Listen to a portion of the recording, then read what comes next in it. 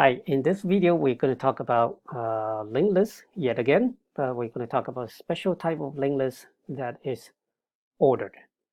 So the linked list class that we've implemented so far, due to the fact that we always add new items to the head, the item would most of the time end up in very random order. So that's okay for some use cases, but in some other use cases, it might be very useful to have the items always sorted. So this will require us to change the way the items are added.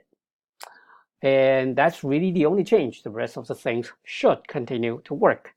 So we are going to implement a new class, ordered linked list.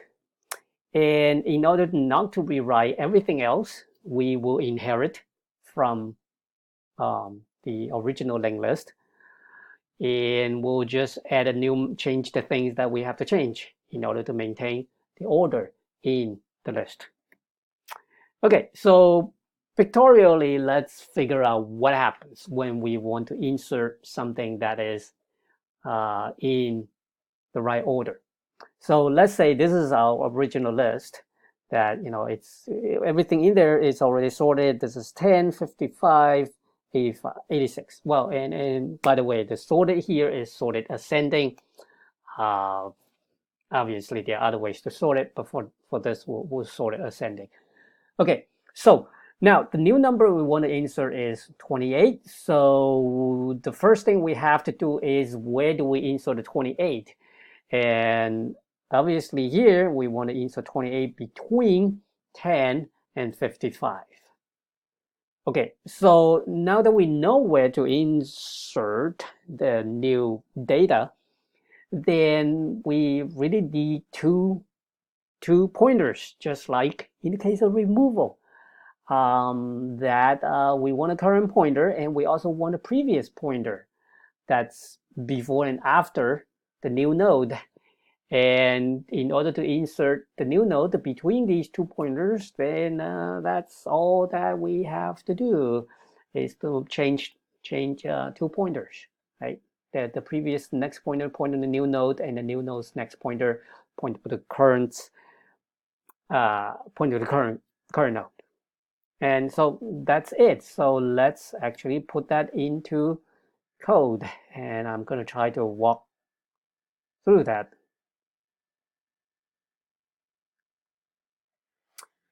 All right, so add. So I'm going to call this just the add method, add data.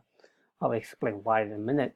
So we're going to start again with the previous and the current. And the previous, as usual, we start at none, and the current, as usual, we start at the head. Oops, why is that head? Okay, so we're going to look for where to insert the data first. So we are going to walk down the list, and if the data is less than the current node's data, then we actually find the place where we want to insert, right? That the data is greater. Well, it really only matters that the data is less than the current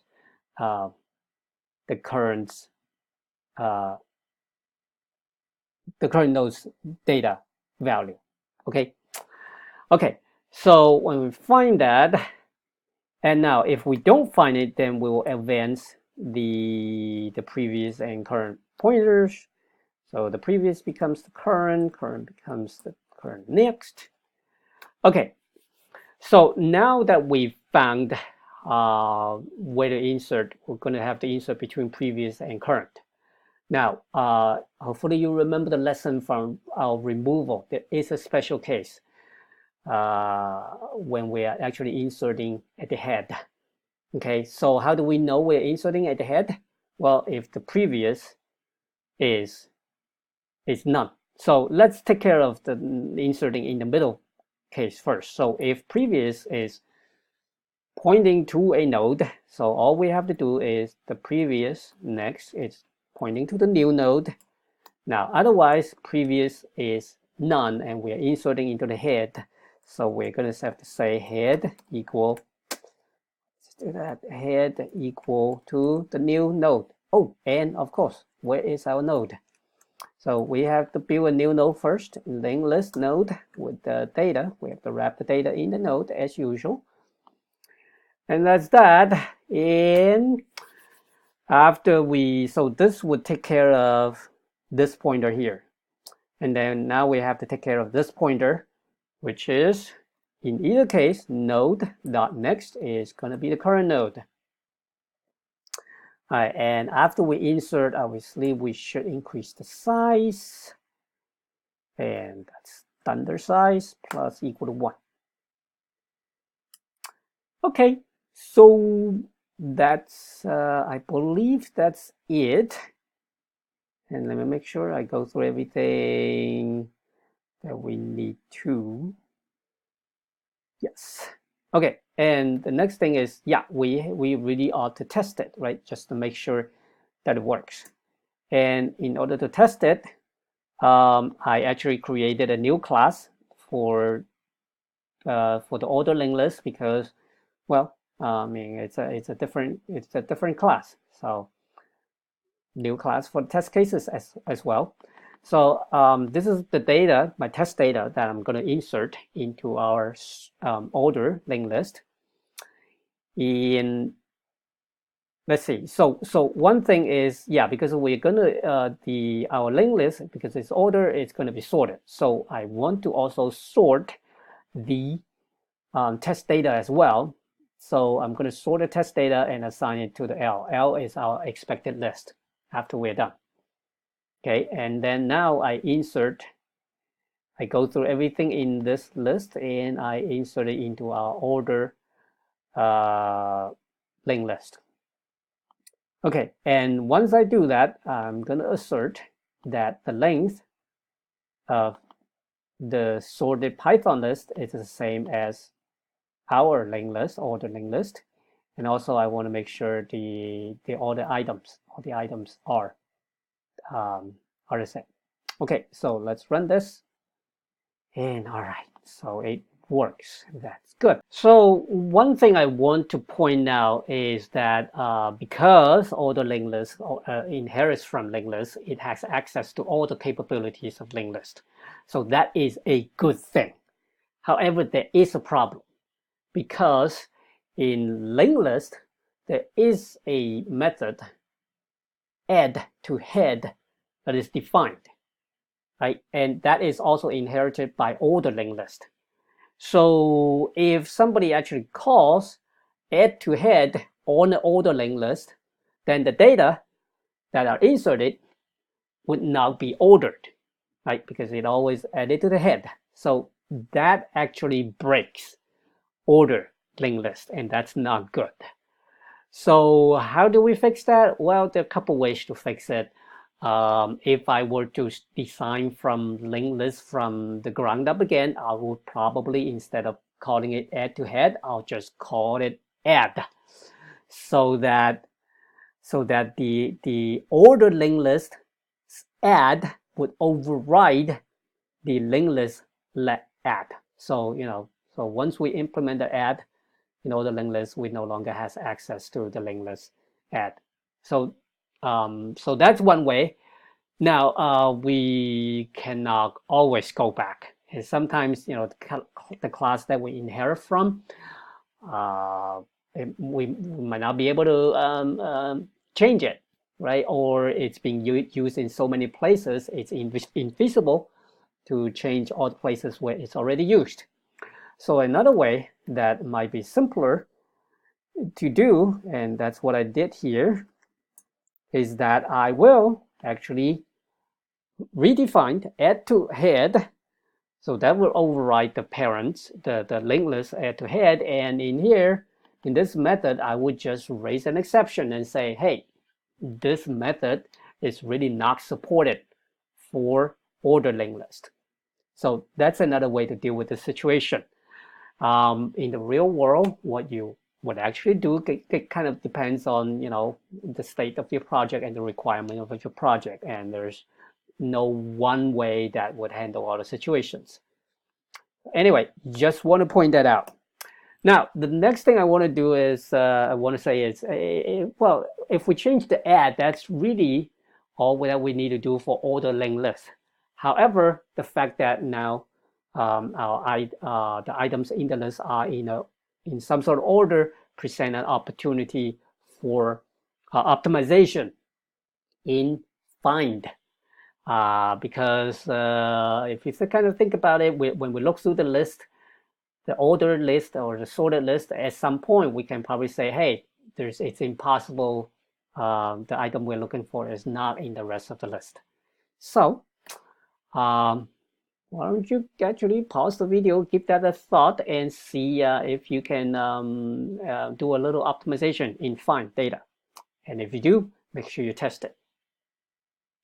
Okay, so I'm actually going to give this a try myself as well.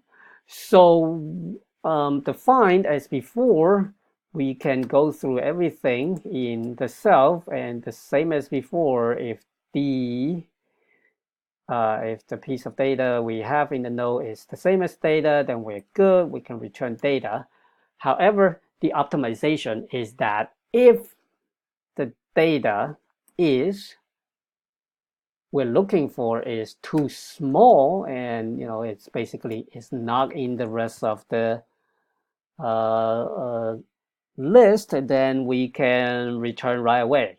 We know it's not in the rest of the list, right? And the same as before, if we're done with the whole list, we raise the key error. Okay, so again, if we implement something like this, make sure we test it, because this is so similar to find. It's just some optimization for find. I'm actually going to copy the test case for find and put it here. And when we run it, hopefully it just works. And it works.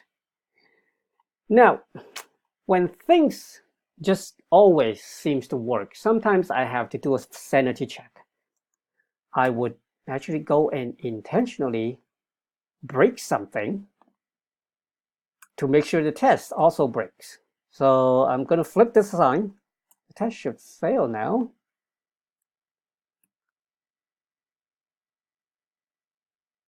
And it doesn't. That's not good. You know why? Because I copy and test the test case. In the original test case, it's using linked list, so I'm still testing linked list. So I'm going to have to test ordered linked list here. And hopefully now the test fails. And yes, it fails. Great. So, and what? It not implemented. Oh, of course, we cannot use add to head either. And we're going to use add. And I'm going to run it again. And yes, it still fails. And the key error, because our optimization is incorrect. It really should be the other way around. So let me do this one more time. So run this, and okay, we're good. So so now I'm kind of confident that my test is correct and also my implementation is correct. So just kind of watch out. Sometimes the test that you write could be itself buggy. Okay, and obviously you should also test the find failures. And I already wrote that here. I already have the ordered linked list. I allocate ordered linked list, and that's that. So that's good. So we are done with our implementation of the linked list and ordered linked list. So one thing that I want to point out at the end is that as you can see throughout this development process, alongside with the writing the code, the implementation for the linked list and ordered linked list, we also wrote a lot of tests. So as a matter of fact, I think the number of tests here is 100. The number of lines of tests here is 150, which is actually more than the implementation itself, which may or may not be the case. But anyway, I just want to point out that now you can actually run this entire suite of test cases. And oops, oh yes, well, I think one of them failed because set item is we didn't implement set item. So for tests like that, I can do a unit test skip, and I can tell it the reason why we're skipping this test for now. And the reason is, we didn't implement it. So I can run this again. And yeah, it tells me there's a test that is skipped, but everything that we run is successful. Okay, so having the test here has the advantage that, as you just saw, we can quickly and simply run all these tests, and we don't have to kind of visually inspect the output, but we know if they pass that we are relatively confident that our implementation is correct. And also in the future, if we discover any bugs or if we add any new features such as implementing a set item, we can run the test again. Now, if those tests pass, then we know that our new modification didn't introduce any new bugs. And if the tests don't pass, which can happen, then we have to then go back and either check the test or check the implementation and check the new modification and see why things fail. But either way, so this is I think this is a very good development process. It's one that's widely used in the industry, and I'll continue to use this kind of process in the future lessons, and I hope you adopt it as well.